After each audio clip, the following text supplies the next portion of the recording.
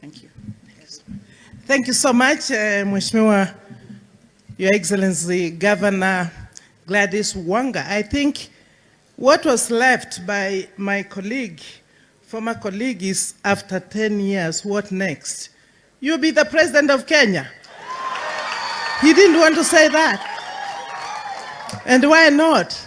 So, I think I've finished for you.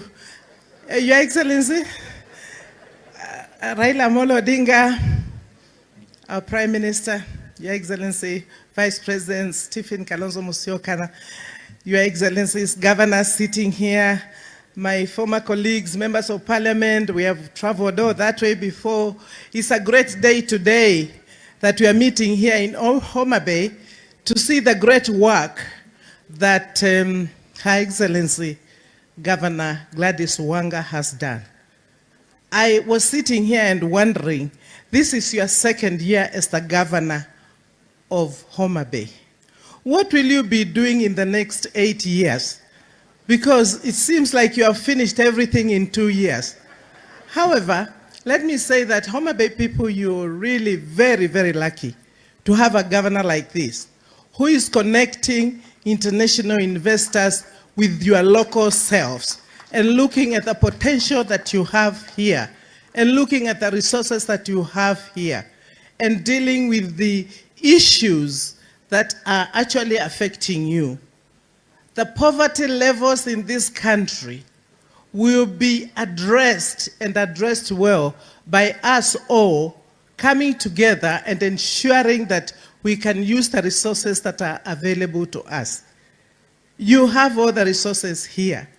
Maybe I can say for you to get out of poverty, the only thing that you are lacking is strong, good leadership, like what is now being provided for by Her Excellency Gladys Wanga. I looked at the number of investors that she has brought here in Homa Bay, and I said, who else could bring such great investors in Homa Bay, including all the social activities that need to be carried out, healthcare, agriculture, looking at the things that we have here. So I do think all of us in this country need to know that without apportioning blame to anybody, we need to come together as leaders and ensure that we can use what God has given us, first and foremost, the people of this country, people of Homa Bay. We have the land, we have the ocean, the lake here. We have the capital, which is being provided now through the devolved system of government. And we have technology. Therefore, we have it all. Now, the final one is this leadership. Let's put the leadership right. I know you want me to sit down, but before I sit down, Baba, umepangaje? Umetupangiaje?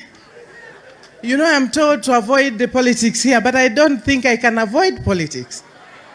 And I think many of you will not ask. But I've been with Baba for all my years in politics. Kwa hivyo I can ask him, ni lazima atuelezee, na mtoto akitoka kwa mama yake, au baba akiacha watoto, lazima wapange. Kwa hivyo nataka kukuuliza Baba, tupange vizuri. You know, ulitupanga in 2002. You must pang us again so that we know how to take this country forward. Asante sana. God bless you. God bless Homa Bay. God bless us in Kenya. Asante sana.